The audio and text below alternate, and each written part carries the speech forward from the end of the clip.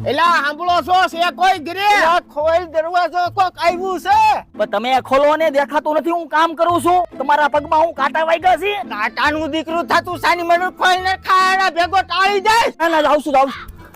આ કોનું કામ છે? દેવા માફીની સરકારે યોજના બહાર પાડી છે, એમાંથી આવી છે. કોણ છે? બાપા, દેણા માફી વાળા છે, સરકારમાંથી એવા છે.